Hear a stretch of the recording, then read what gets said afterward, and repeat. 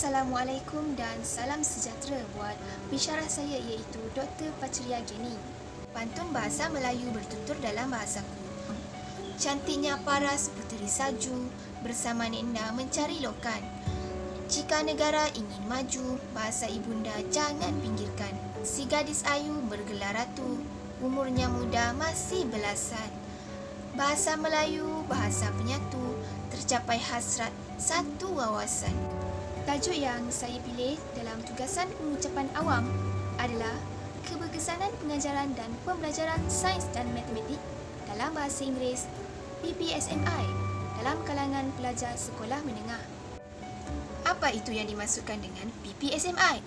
PPSMI bermaksud Pengajaran dan Pembelajaran Sains dan Matematik dalam Bahasa Inggeris, yang mana nama rasmi bagi satu dasar pendidikan Malaysia yang menetapkan bahasa Inggeris menggantikan bahasa ibunda sebagai bahasa perantaraan mata pelajaran sains dan matematik di semua peringkat pendidikan.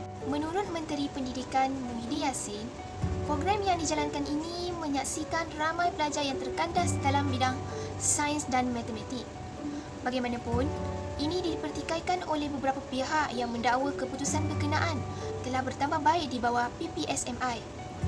Pada tahun 2016, kerajaan memperkenalkan program Dewi Bahasa di sekolah-sekolah tertentu yang mempunyai pilihan sama ada untuk mengajar sains dan matematik dalam bahasa Inggeris atau bahasa Melayu. Cadangan awal ini mendapat reaksi yang berbeza-beza, namun dasar ini tetap juga diteruskan demi kepentingan negara.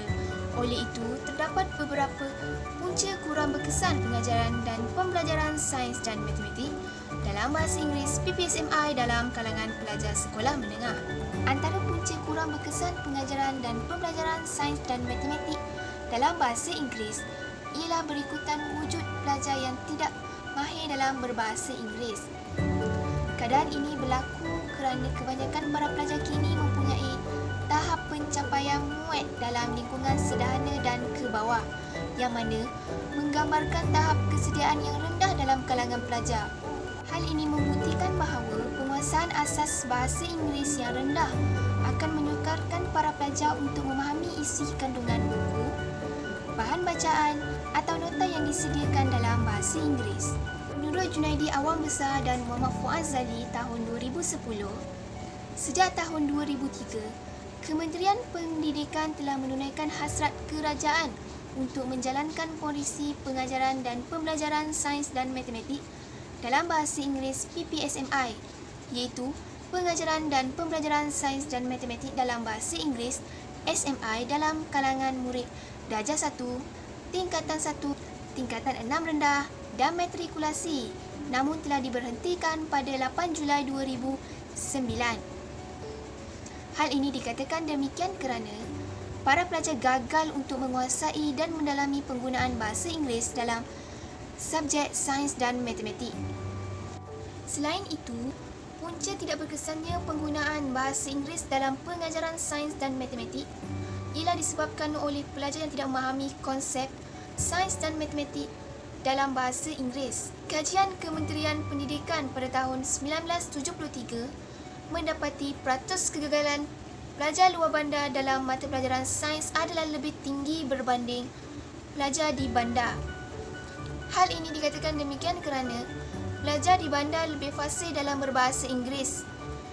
Keadaan ini juga telah memudahkan mereka untuk memahami dengan lebih terperinci berkaitan konsep sains dan matematik dalam bahasa Inggeris. Salah sebuah sekolah menengah di Hong Kong pula mendapati bahawa hasil daripada pertukaran bahasa pengantar kepada bahasa Inggeris dalam pengajaran telah menjejaskan pencapaian mata pelajaran bahasa Cina dan matematik. Menurut Tuan Ishak dan Mohini Muhammad pada tahun 2010 dalam muka surat 97, di antara kemahiran asas yang perlu dikuasai oleh pelajar dalam pembelajaran sains dan matematik ialah kemahiran mengira, menyelesaikan masalah, memahami petikan dan kemahiran berkomunikasi. Kesimpulannya, penggunaan bahasa ibunda diiktiraf sebagai cara yang paling berkesan untuk menyerap ilmu di kalangan pelajar oleh pakar pendidikan antarabangsa. Usaha sebegini bukan sahaja dapat membantu pelajar menyerap ilmu dengan lebih berkesan, malah dapat menjamin generasi untuk terus menerima pendidikan bahasa ibunda dan budaya tradisi mereka semasa di peringkat sekolah menengah. Saya akhiri tugasan pengucapan awam pada kali ini dengan angkat pantun. Kerja di dusun satu hari, sampai gelap terlupa makan. Saya menyusun 10 jari, salah silap harap maafkan. Assalamualaikum warahmatullahi wabarakatuh dan salam sejahtera. Sekian, terima kasih.